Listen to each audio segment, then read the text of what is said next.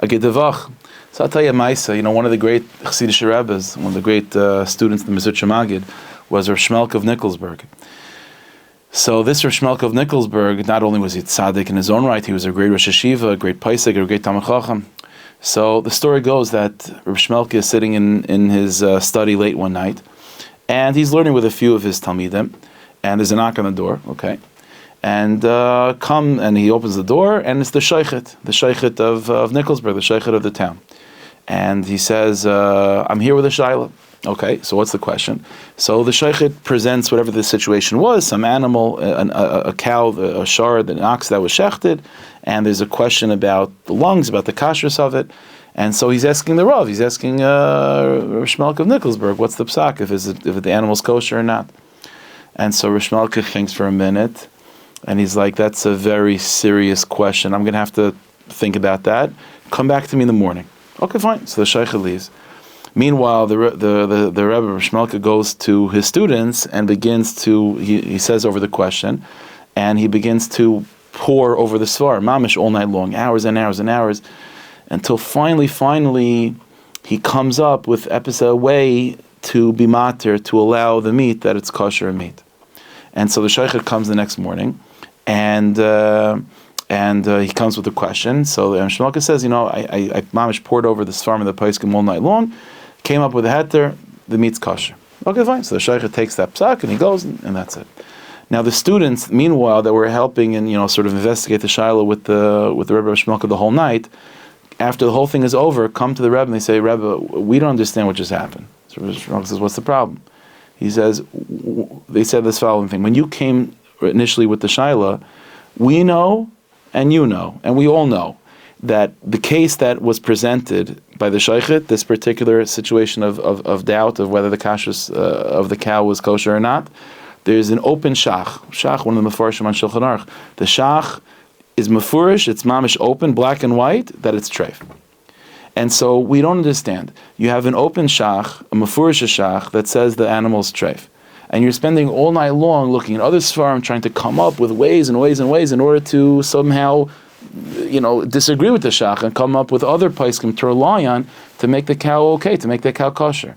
Why are you trying to avoid the psak of the shach? The shach says it's treif. The shach says it's treif. So that was the question they asked to the Rebbe Shmelka. What does the Rebbe Shmelka answer? He says as follows. He says, you're 100% right.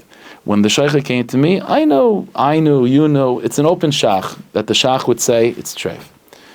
But he said, but here's the situation. If I were to go with the shach, then what's going to be in 120? After 120, I'm going to get up to Shemaim, and I'm going to be in front of the Bezdin, and they're going to go through my whole life.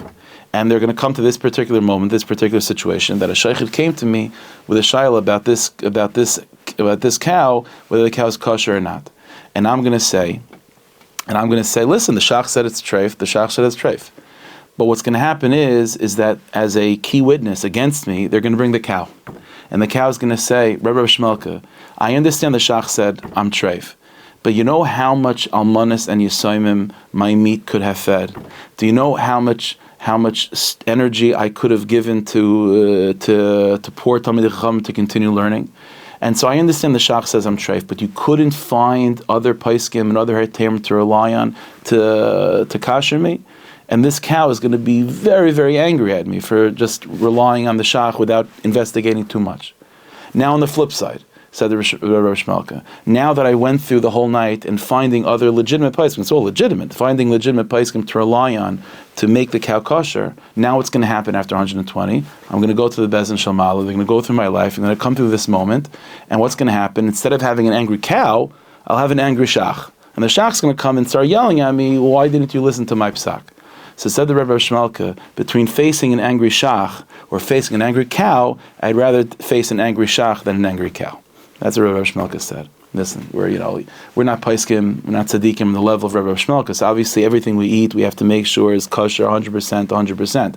But what you learn from such a ma'isa is is that things that are kosher and things of this world that we're allowed and supposed to engage in, they want us to engage in them. Everything of this world wants to be uplifted, wants to be incorporated into Avodas Hashem. When you eat an apple and you make a bracha bar priya eitz, and you use and you consume that apple and you use the energy of that apple to serve Hashem and to do mitzvahs and ma'asim tovim, you're doing a favor to the apple. The apple's happy now.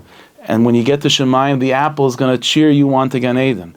And the same thing is with everything in this world that's mutter and permissible and recommended for us to be involved in.